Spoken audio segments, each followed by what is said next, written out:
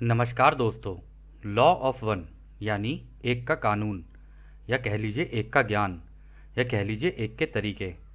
यह उसका 31वां सत्र है जो कि 25 फरवरी 1981 को रिकॉर्ड किया गया था।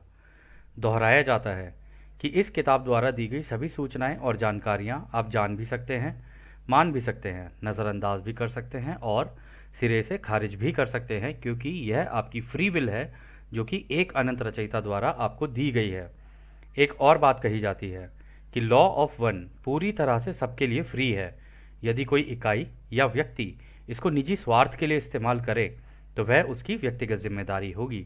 और साथ ही साथ यह भी कहा जाता है कि लॉ ऑफ वन यदि कोई अपनी भाषा में परिवर्तित करके दूसरों से साझा करना चाहे या फिर इन्हीं वीडियोस को अपने चैनल्स पर चलाना चाहे तो वह भी ऐसा कर सकता है, क्योंकि यह भी उसकी फ्री विल है।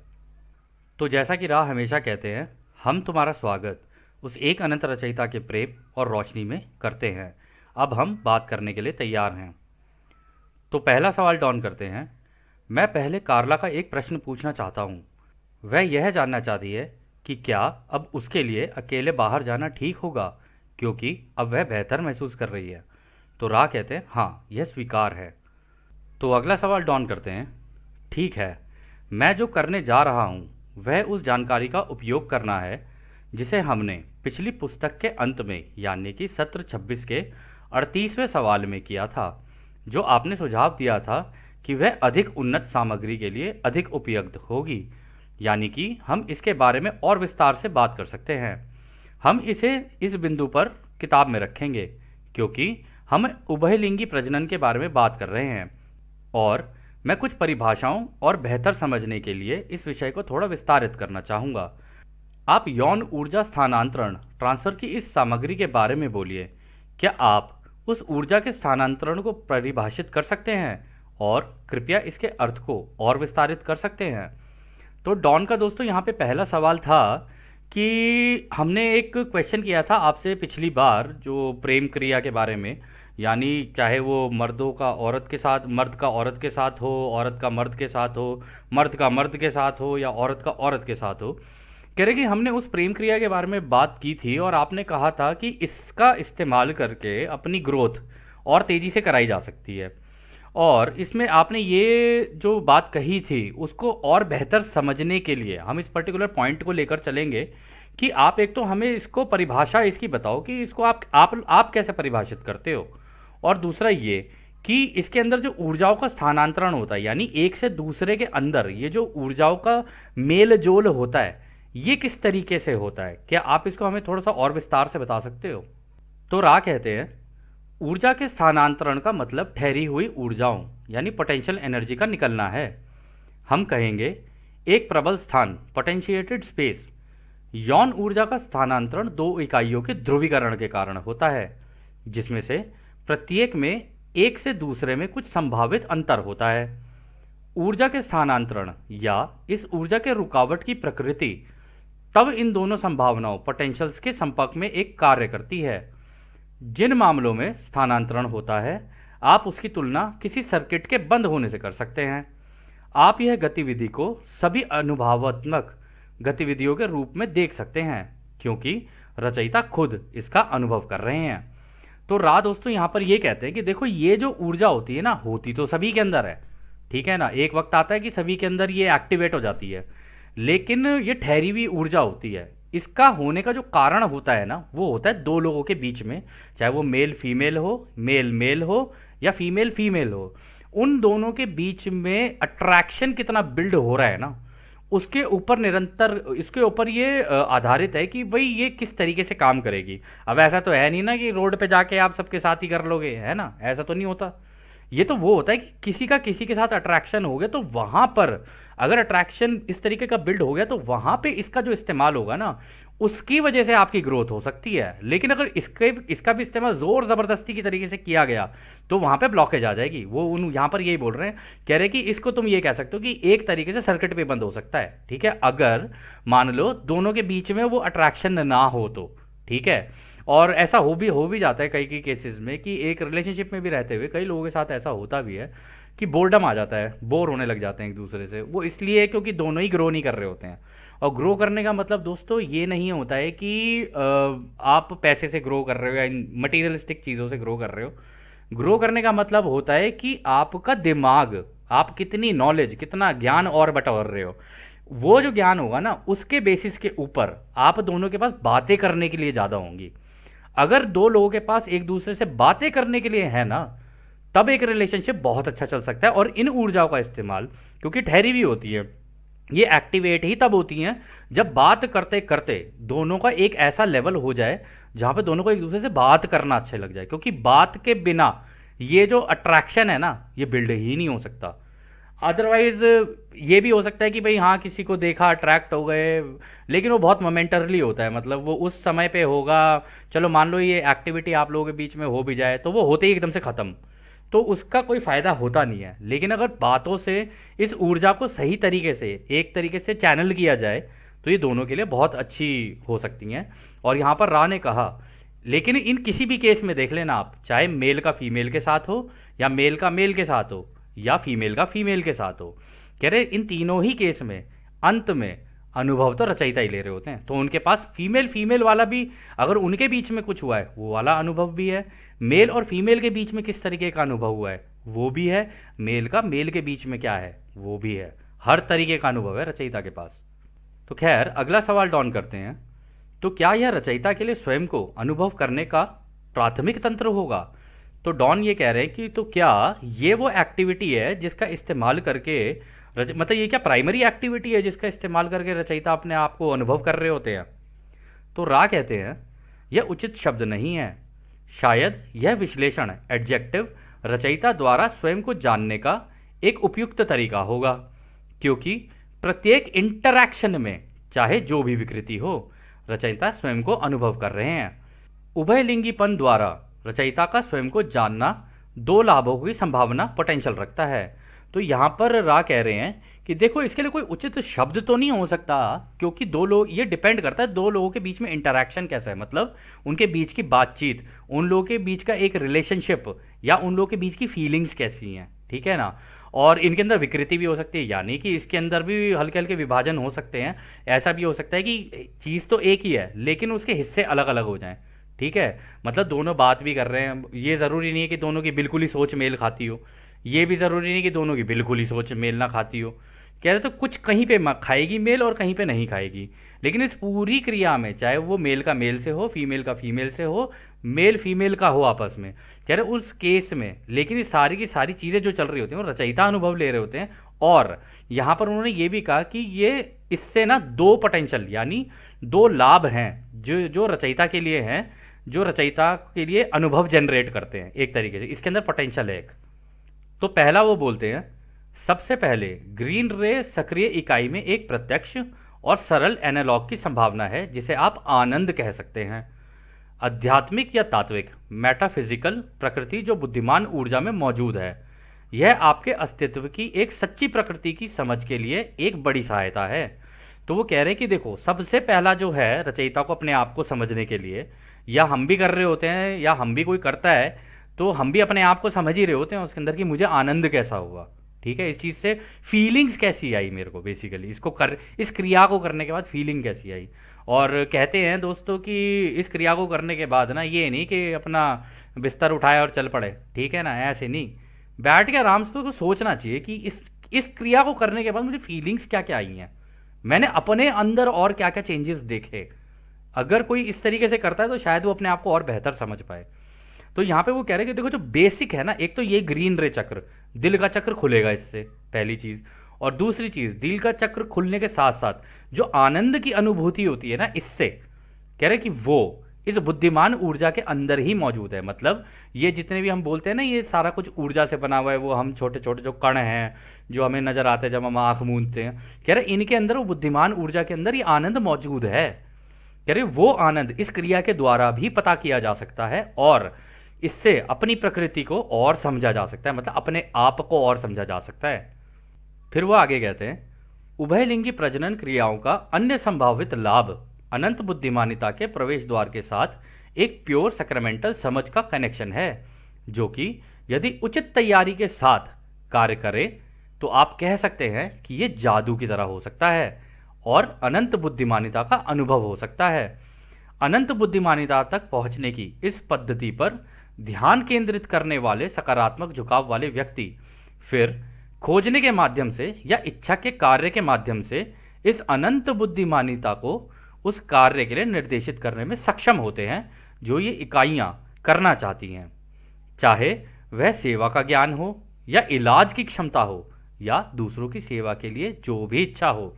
तो दोस्तों यहाँ पर रानी ये कहा है कि देखो, जब इस एक्टिविटी को कोई करता है ना, तो ये ना बहुत प्योर एक्टिविटी होती है, इसलिए इसको ऐसे नहीं कि कोई एकदम जल्दबाजी में किया जाए। नहीं, अगर आप जल्दबाजी में करोगे तो आप कभी इस एक्टिविटी को ढंग से इंजॉय ही नहीं कर सकते। इंजॉय क्या नहीं कर सकते, आप इसका जो बेसिक आनंद है ना, इसका जो रचयिता को जो आनंद मिलता है, मतलब जब इस एक्टिविटी को करते हैं ना, तो ये एक्टिविटी ऐसी होती है जिसको परम आनंद माना जाता है। मतलब इसके हिसाब से, किताब के हिसाब से तो ऐसे ही लग रहा है, जो रचयिता के दिमाग में 24 घंटे इसी आनंद में रहते हैं, वो इसी एक्टिविटी के अंदर। मत सोचना आप, इस एक्टिविटी से जो आनंद जनरेट हो रहा है उस तरीके के आनंद के अंदर रचयिता हमेशा ही रहते हैं। ठीक है, हमारे लिए तो ये है कि इस एक्टिविटी को किया, वो आनंद कुछ टाइम के लिए हुआ, फिर वो चला गया, लेकिन रचयिता जो हैं वो कंटिन्यूअस इस आनंद के अंदर रहते हैं। ठीक है, और फिर उन्होंने कहा कि ये जादू की तरह काम करता है, क्योंकि इस एक्टिविटी के आनंद में आप अनंत दिशाओं में सोच सकते हो। अनंत मतलब आप एक ही समय पे एक जगह भी हो, एक ही समय पर अनंत जगहों पर भी हो। वैसे इसको बोला जाता है कि at the time of climax, अगर आप एकदम से चाहो तो आप जो चाहोगे ना, जिस डायरेक्शन में सोच सकते हो, आप वहाँ भी सोच सकते हो, आप उस टाइम पर सिंगुलैरिटी में भी सोच सकते हो। तो ये जो आनंद होता है ना, क्रिएटर हमेशा उस आनंद में रहते हैं। और उन्होंने ये कहा कि ये जो कनेक्शन है ना, ये अगर उचित तैयारी के साथ किया जाए, ऐसे नहीं कि मतलब जी हाँ चलो जल्दबाजी में किया और चल दिए, नहीं, प्रॉपर तरीके से किया जाए तो अनंत बुद्धिमानिता का भी अनुभव हो सकता है। मतलब जो रचयिता को आनंद मिल रहा है, सेम आनंद आपको भी मिल सकता है। ठीक है, लेकिन इसकी तैयारी की जाती है, जैसा कि राग भी आगे बोल देंगे। इसको करने का तुम्हारे प्लेनेट पे अगर कोई सबसे बढ़िया तरीका है तो वो है तंत्रा। ठीक है, वो आगे बता देंगे खैर। तो इसके आगे वो आगे जाके ये कहते हैं कि इसमें जो खोजने की जो इच्छा का कार्य है ना, इससे उसका भी क्या कहते हैं, हेल्प मिलता है। यानी कि इस आनंद की अनुभूति होने के बाद जो सेटिस्फैक्शन आपको मिलेगा, वो सेटिस्फैक्शन उसके बाद आपको फिर किसी और चीज़ की ज़रूरत नहीं है। और जब आपको ज़रूरत नहीं है तो आप खुद को और खोजने की कोशिश करोगे। मतलब आपका मटीरियलिस्टिक चीज़ों की तरफ इतना ध्यान नहीं जाएगा, आपको एक सेटिस्फैक्शन हुआ, आप अब बिल्कुल वो हो गए कि अब ना कुछ ये चाहिए और ना कुछ वो चाहिए। ठीक है, अब जो चाहिए ना, इस आनंद को अगर आप सोचते रहो तो आप कहोगे यार ये आनंद है क्या चीज़, ये उस टाइम पर ये आनंद था, ये था क्या। और जब आप ऐसे सोचने लगोगे ना, तो आप इसको जानने की और कोशिश करोगे, और इसी आनंद को जानने की इच्छा की वजह से आप दूसरों की सेवा के रास्ते पर भी जान सकते हो, क्योंकि ये सेम आनंद का कुछ हिस्सा जब आप दूसरों की सेवा करते हो ना, तब भी मिलता है, क्योंकि दिल को एक शांति मिलती है। और इस क्रिया को करने के बाद भी क्या मिलता है, दिल को शांति। तो ये जो शांति सी मिलती है ना, ये जो खुशी सी मिलती है, ये जो आनंद सा मिलता है, ये हेल्प करता है अपने आप को और जानने के लिए। फिर चाहे फिर आप दूसरे का इलाज भी कर सकते हो, आप इसका इस्तेमाल करके दूसरों की हीलिंग भी कर सकते हो।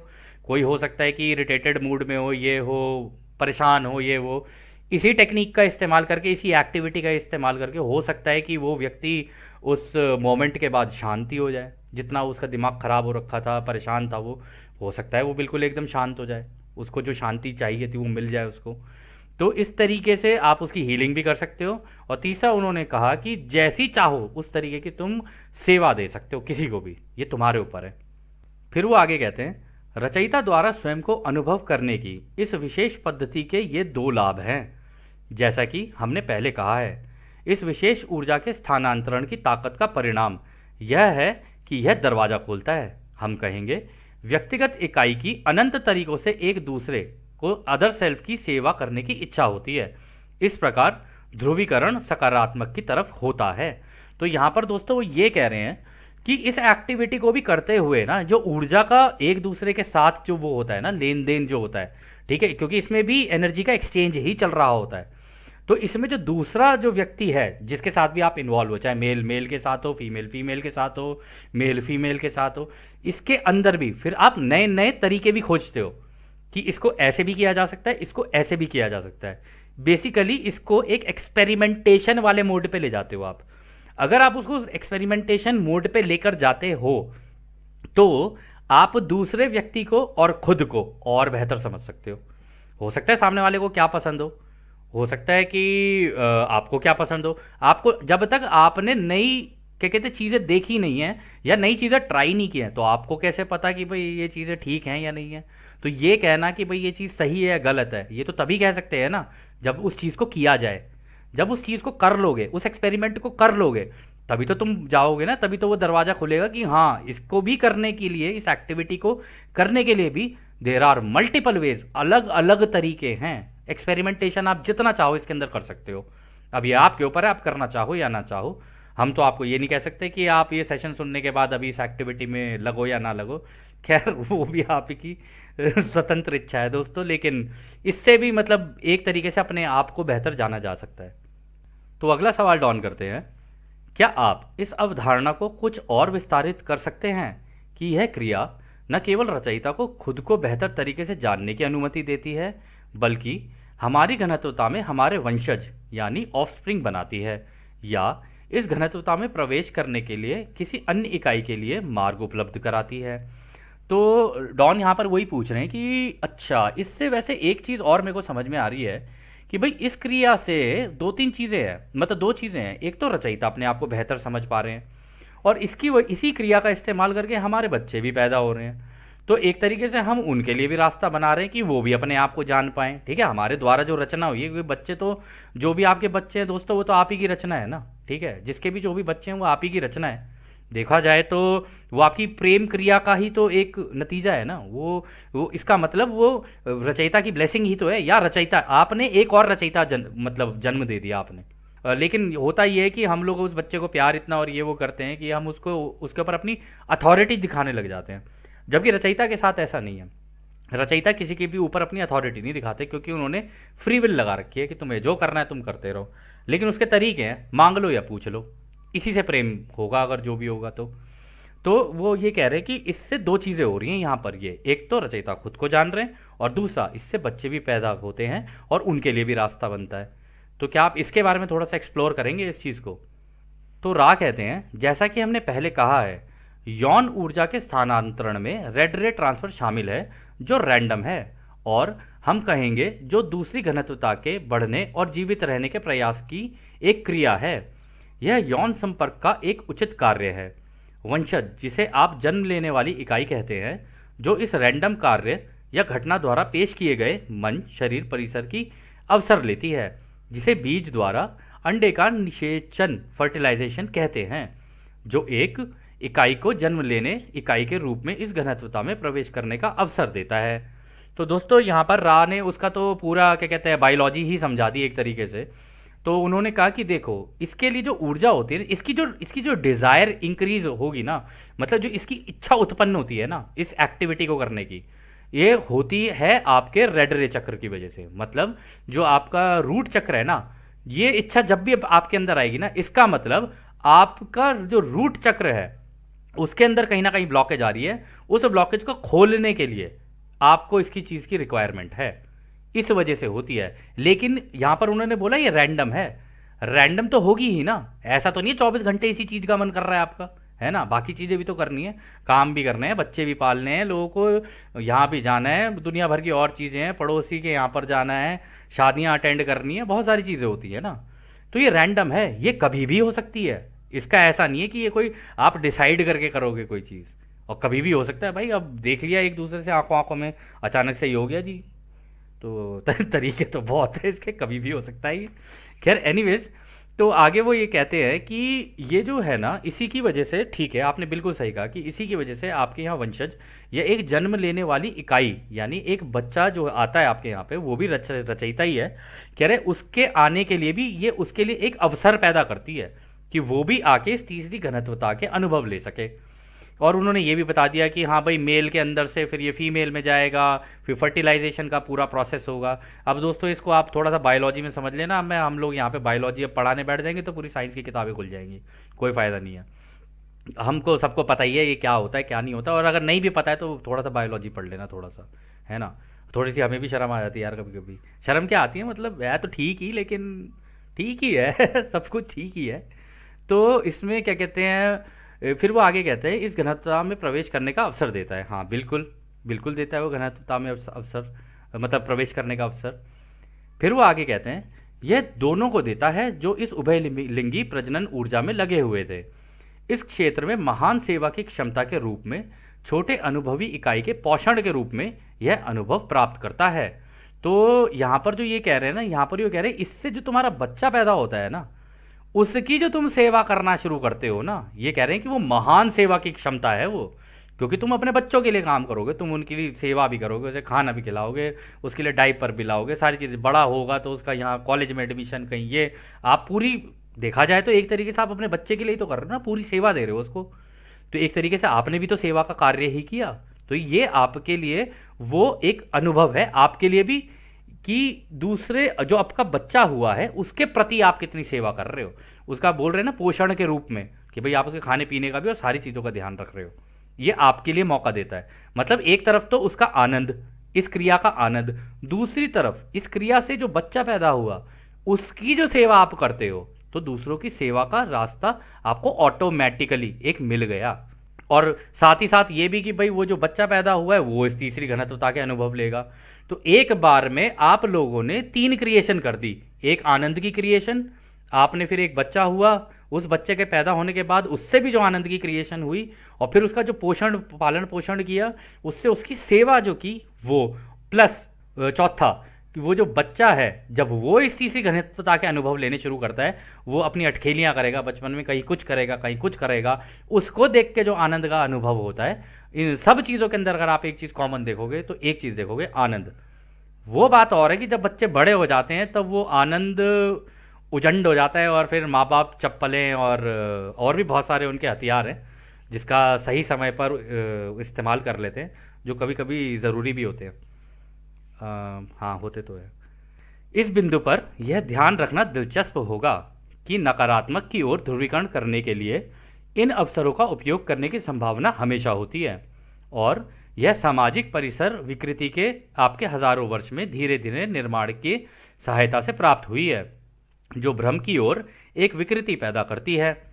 हम कहेंगे यह इस ऊर्जा के स्थानांतरण से दूसरों की सेवा के पहलू को चकित कर दे और बाद में दूसरों की सेवा देने का अवसर दे। तो वो ये कह रहे हैं कि देखो, इसको समझने का ना बड़ा एक इंटरेस्टिंग तरीका भी है इसको समझने का, कि इसी चीज़ को आप बिल्कुल उल्टा लेके देख लो कि भाई आप इससे इन मतलब इस चीज़ को, एक तरफ इससे आपको आनंद मिल रहा है, दूसरी तरफ आप इसको नकारात्मक की तरफ भी देख सकते हो कि भाई आप तो नहीं चाहते थे बच्चा, लेकिन हो गया जी। आप इस एक्टिविटी को ऐसे नहीं देख रहे थे जैसे कि आप एक दूसरे के साथ आनंद लेना चाहते हो, आप बस करना चाहते हो, बस ठीक है जी हो गया, झाड़ पैड़ चलो अब निकलो कोई बात नहीं। लेकिन यहाँ पर वो कह रहे हैं कि इसको उपयोग करने की संभावनाएं बहुत हैं, कि आप इसको उस साइड में भी इस्तेमाल कर सकते हो, आप इसको इस साइड में भी इस्तेमाल कर सकते हो, और इसकी वजह से विकृति आ जाती है, और वो उस विकृति यानी उसकी वजह से एक डिवीजन आ जाता है। और वो डिवीजन आने का कारण जो है ना, वो डिवीजन आने का कारण है कि आपको क्या अच्छा लग रहा है या क्या लगता है करना, या आपको क्या अच्छा नहीं लगता है करना। इससे आप दोनों ही साइड में जा सकते हो, आपकी कहीं भी झुकाव हो सकता है, खुद की सेवा के रास्ते पर भी और दूसरों की सेवा के रास्ते पर भी। यह आपके ऊपर है कि आप इसका कैसे इस्तेमाल करते हो। और इसमें ही उन्होंने कहा कि ये ही चीज़ है जो चकित कर देती है रचयिता को, कि यार कमाल है, मतलब मेरे को ये वाला अनुभव भी अच्छा लग रहा है और ये वाला अनुभव भी एक है। अब ये अच्छा है या बुरा है ये तो पता नहीं, लेकिन अनुभव है, बस समझ नहीं आ रहा मेरे को, ये खुद की सेवा का है, ये दूसरों की सेवा का है। तो रचयिता वहाँ पे बैलेंस कर रहे होते हैं कि इन दोनों में से बेहतर मेरे को कौन सा लग रहा है। ये भी एक अनुभव है जो खुद की सेवा के रास्ते पे ले जा रहा है, जहाँ पर कि आप इस एक्टिविटी को कर रहे हो, लेकिन आप उस तरीके से नहीं कर रहे हो जैसे कि आप दूसरे को सेवा दे रहे हो। आप इसको इस तरीके से कर रहे हो कि हाँ जी बस मुझे अपने अपने लिए सोचना है, बाकी दुनिया जाए तेल लेने के लिए। और एक तरफ ये है कि मुझे दूसरे को देना है, ठीक है, दिल से देना है, ये जो भी करना है दिल से करना है। तो अगर आप ऐसे देखोगे और दूसरी साइड देखोगे तो रचयिता इसको बैलेंस कर रहे होते हैं कि मुझे इन दो प्रत्येक लोगों के बीच में, चाहे वो मेल मेल हो, मेल फीमेल हो या फीमेल फीमेल हो, इन दोनों के इन तीनों ही चीज़ों में इस क्रिया के दौरान मुझे कौन सा अनुभव मिल रहा है, और जो अनुभव मिल रहा है मैं उसका संतुलन बना के देखता हूँ कि कब इन लोगों ने खुद के लिए सोचा और कब इन्होंने एक दूसरे के लिए सोचा।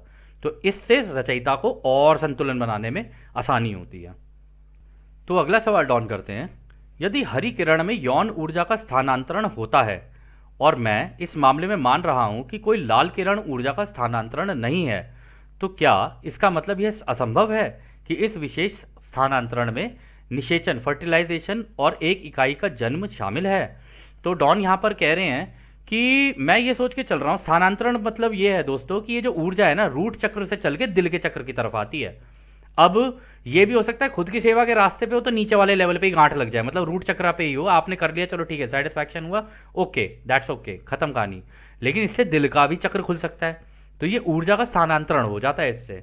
तो वो कह रहे हैं कि, लेकिन डॉन ने यहाँ पे सवाल किया कि चलो ठीक है, अगर इससे दिल का चक्र खुलता है तो इस मामले में ये सोच रहा हूँ कि जो लाल वाला जो है हमारा रूट चक्र है, इसमें एज सच कोई ऊर्जा नहीं होती, ये तो रैंडम है, ये तो मतलब अपने आप ही कुछ चल रही है चीज़ इसके अंदर, मतलब इसके अंदर कोई डिज़ायर एकदम से हुई होगी, उसकी वजह से हो रही है, और हो सकता है उसी की वजह से ये बच्चे हो जाते हो शायद। तो राय इसका जवाब देते हैं, यह गलत है। शरीर परिसर की प्रकृति के कारण हमेशा लाल किरण ऊर्जा का स्थानांतरण होता ही होता है। इस ऊर्जा स्थानांतरण का रैंडम परिणाम होगा, जैसा कि यह इकाइयों की जोड़ी के रूप में एक निश्चित समय में निषेचन की संभावना में क्रिया के रूप में होगा। हरे रंग की ऊर्जा का स्थानांतरण प्रत्येक इकाई की कंपन दर पीले या नारंगी किरण ऊर्जा द्वारा किसी भी महत्वपूर्ण अर्थ में अविकृत होने के कारण होता है। इस प्रकार उपहार हम कहेंगे स्वतंत्र रूप से दिया जा रहा है। शरीर या मन या आत्मा किसी से भी कोई भुगतान नहीं मांगा जा रहा है। हरी किरण प्रेम की पूर्ण सार्वभौमिकता में से एक है। यह वापसी की उम्मीद ना किए बिना देना है। तो दोस्तों यहाँ पर देखो, यहाँ पर राह ने बहुत अच्छी बात बोली है। राह ने बोला है कि देखो, ये जो क्रिया है ना, अब अगर तुम रूट चक्र में हो, क्योंकि वो रैंडम होती है, अब तुम्हें पता नहीं ये केवल अपनी इच्छा को सेटिस्फाई करने के लिए तुम कर रहे हो या अपने पार्टनर को भी सेटिस्फाई करने के लिए कर रहे हो तुम, ठीक है। इसका यही यही मतलब निकल रहा है यहाँ पे। अगर आप दोनों ही एक दूसरे के लिए कर रहे हो ये चीज, तो तुम्हारा ग्रीन चक्र की तरफ जाएगी ये ऊर्जा, ठीक है, इससे तुम्हारे दिल खुलेंगे दोनों के। लेकिन अगर दोनों में से कोई एक केवल अपने लिए करना चाहता है तो उसके लिए तो हो जाएगा, लेकिन दूसरे के हो सकता है दिल में ब्लॉकेज आ जाए, ठीक है। और ये भी हो सकता है कि वो अपना, जो व्यक्ति अपने अपने बारे में सोच के इसको कर रहा है, उस वक्त तो हो जाए, लेकिन फिर उसके बाद उसकी डिजायर फिर से बढ़ती चली जाए, ठीक है। और इसकी वजह से ये होता है कि जब ये एक्टिविटी होती है ना, क्योंकि इसका रीजन होगा रूट चक्र में, जब ये एक्टिविटी होगी तो इसी से ही धीरे धीरे ऑरेंज रे और येलो रे में एक्टिविटी भी बढ़ेगी। यानी कि ग्रुप वाली चीजें, मतलब एक समूह के अंदर रहना, यानी बच्चा एक समूह ही तो है, एक परिवार भी तो एक समूह होता है, बच्चे बच्चे पैदा हो जाते हैं तो एक समूह ही होता है वो भी, कह रहे उसके अंदर भी ऐसे ही ये सारी चीजें उसी के कारण होती हैं, कह रहे। लेकिन इससे जो दिल का चक्र खुलता है ना, उसका ये फायदा होता है कि ये जो क्रिया है ना, हमेशा इस उम्मीद से करनी चाहिए कि भाई मैं इसमें मेरे लिए कुछ ना हो, मतलब मैं अपने लिए नहीं कर रहा हूं, मैं तो दूसरे को देने के लिए कर रहा हूं या कर रही हूं। जब इस तरीके से इसको किया जाता है ना, तब दिल का चक्र खुलना शुरू हो जाता है। इसलिए वो कह रहे हैं कि देखो, रूट चक्र में रैंडमनेस हो सकती है कि आप हो सकता है इधर झुक जाओ या उधर झुक जाओ, लेकिन आपकी इंटेंशन क्या है उसको करने के लिए। अगर आपकी इंटेंशन क्लियर है तो उसके बेसिस के ऊपर आपका दिल का चक्र खुल भी सकता है और ब्लॉक भी हो सकता है, दोनों चीजें हो सकती हैं। जोर जबरदस्ती से किया गया तो ब्लॉकेज होगी पक्की बात है। आपके अंदर नहीं होगी तो दूसरे व्यक्ति के अंदर हो जाएगी, जो कर रहा है उसके अंदर नहीं, जिसके साथ हो रहा है उसके अंदर ब्लॉकेज आ जाएगी। जो कर रहा है वो रूट चक्र के अंदर ही फंस के रह जाएगा, उसका भी दिल का चक्र नहीं खुला, समझ गए ना। ग्रोथ उसकी हुई ना ग्रोथ इसकी हुई, दोनों ही फंस गए बीच में। लेकिन जब दोनों ही एक दूसरे के लिए करें तो दोनों के ही दिल के चक्र खुलेंगे। तो खैर दोस्तों, इस सत्र को अभी हम लोग यहीं समाप्त करते हैं, और जैसे कि राह हमेशा कहते हैं, अब हम आपको उस एक अनंत रचयिता के प्रेम, उसकी रोशनी, उसकी शक्ति और उसकी शांति में छोड़कर चलते हैं। आदने हमारे दोस्तों, आदने वासु। धन्यवाद।